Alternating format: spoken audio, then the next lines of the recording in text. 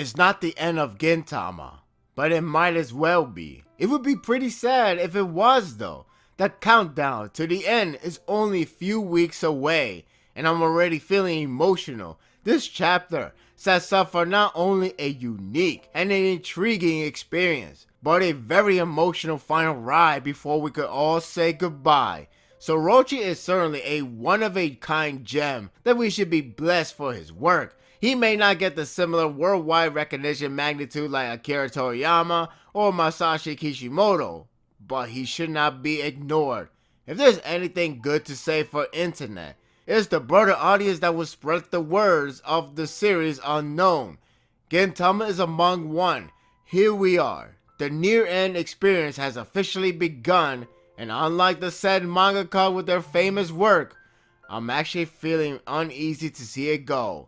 The writing in this chapter sets the bar that it will end differently from the usual linear ending. There's nothing wrong with that type. However, Rho Chi is perhaps challenging himself once more with a unique way of concluding the story with a well-implemented transition between flashback and the now current timeline. It's rather bold of him to take this course because it's not easy to keep the audience engaged with an already determined outcome and let the flashback fill in the blank.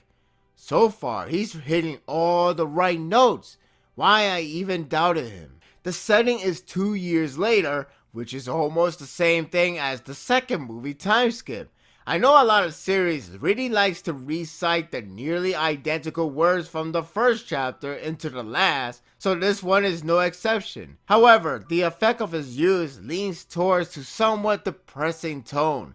It's amazing that Edo has yet to be rebuilt completely, though it is realistic to know that the damage won't be recovered that quickly. Everything does feel the same as the first chapter. The problem is that it feels a bit different. The way how it was addressed gave me a sad feeling. It sets the tone of the current timeline, which is strange because time skip always mean good things in other series. Why not in Gintama? This is a bold choice from Rho Chi, and while he could still end in a happy note, the direction is very appealing. Before going into further detail, we have to talk about the flashback.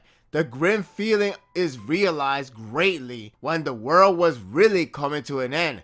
The reaction got me chills that they have no chance to escape as well as no sense of hope to move out. The one part that hit me is how Gintoki seems disjointed with his emotion. The sight of Usuro disappearing to his end may have affected him much severely than I thought. If so, Gintoki truly loved his master to the very end. Even if it wasn't him, Gintoki can't shake the sad reality off. That really hit me hard. While we already know the earth didn't get destroyed, the sensation of terror still got me. The feeling of the world ending is intense as hell. I got a bit shaky. The fallen ship stopped right before hitting the ground.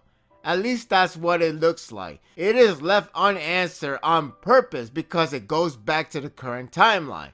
Once again, it's a bold move to not to show the outcome of the war while showing the aftermath. There's only one part that has us theorized, and it has to do with Tatsuki and Tendoshu. One would suggest that perhaps everyone did die, but Tatsuki uses the bodies and spread out to everyone for 1 ounce of immortality, one time used to prevent death. That does sound possible, but if the ship was stopped, is there a need for it?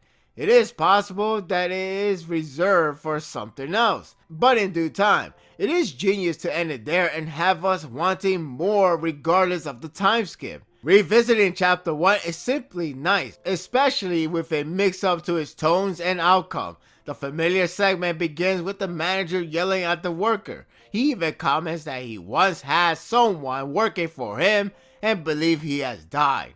If we would have seen that one mysterious person in the beginning of the chapter, I would probably lose a heartbeat over that line. Everything seems to be nearly identical, including the bullying scene. Then the guy who comes to save the worker.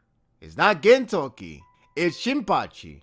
I wonder if that album he's hearing is really titled with his name, or that's just his creative playlist. I have to say, his design is pretty cool. He has a nice tribute design to Gintoki. It's clear that he has grown and become more of a true samurai in design. When he was about to kick Amato's asses, the manager, out of all people, is actually the one to kick their asses. Sadly, Shinpachi gets the most beating. The manager even called him Amato from Planet Glasses. I have to admit, I did chuckle, but I'm so engulfed in the mystery of everyone's whereabouts. While it is sad for Shinpachi to get beat up, he doesn't feel all that bad from that. He's more concerned on how people have gotten stronger, rather than a kiss ass or follower to the higher up. The manager taking a stand against bullies over his son is a good sign of real progress from human. Life is evolving, and that's great. There's just one fatal flaw. What is the need for Yorozuya? Yorozuya was a freelance service to help out the people, including for those who can't fight against their problems. What's worse is there's only one person now, and everyone can do the work for themselves. It's not necessary to have a service to do something that everyone is now capable of doing. He only leaves Shinpachi alone and purposeless. If Shinpachi can't amount stronger than others, what can he bring to the table? Gintoki has done enough for him to be unneeded for help. That empty and lonely room image strikes me down like lightning. I remember an old chapter of when Shinpachi knows that Yorozuya won't remain together forever and they will go their separate ways one day. That day has come. It's a sad and cruel reality of separation. I'm used to series that ends with separation. Hell, school-centered series practically has a default separation ending because of yearly based system. It's like an auto-sad ending, yet somehow, this one is severely tearing me apart. The weight of the writing is heavy with his emotional and disheartening tone from Shinpachi. It draws you in deeper with his words and the setting of unexplained update and undiscovered whereabouts. When he begins to tear without on display, he's trying to dodge negative thoughts and look at the bright side. Once he sits down on Gintoki's chair, he's basically close to tearing up there. This can't be Gintama. It's sadly eerie to know that Usuro isn't exactly wrong. The day of suffering can happen one way or another, and Shinpachi is unfortunately paying that price. Sorochi doesn't sugarcoat the outcome, and shows that not everything will result to happiness. Time like this will always bring the bright spot of a character, even when separated. Not Gintama. I honestly didn't expect this. Words like farewell never felt so heavy, but Gintoki from the flashback presumably brings every ounce of it. I don't know if the next chapter will continue from that point or we are going to resume back of when the ship was stopped. I have never felt so drawn to the ending sequence like this. It's cleverly smart to leave the mystery so hidden on both timelines, leaving the audience impatient and starving for the next chapter.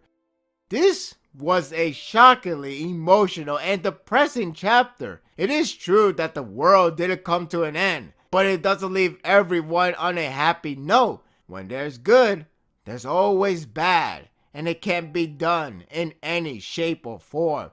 Shinpachi may try to keep the service alive or try to stay in the separated family home, but it doesn't always have to go the way he wishes. After so long, it is really his story to tell. Sadly, not everything is sunshine and rainbow. Share your thoughts in the comment section. I gotta admit, this was tough. This chapter was really tough to bear, not only because it's ending, but seeing the image of everything in a sad note, even for an ending, it just feels so sad. Maybe there is a bright spot. Maybe there will be a happy ending. There was someone at Reddit that I saw that says, believe in Rho Chi. Oh, I'll believe him, alright. I trust him to give us a satisfying ending. And I gotta say, I love the fact that we are getting a small mini arc, so to say, for an ending. we could digest every single moment. And the fact that we don't rush to the end with a like, oh, look at the final battle, the end. Instead, we are taking our time to unravel the mystery behind Yorozuya's disappearance. It's definitely going to be an emotional one, but that's the way how the ending should be. And that will do it for the review. I hope you enjoyed this one. If you like this and want more of this, subscribe to my channel, and my world will be yours to stay. Until next time, take care.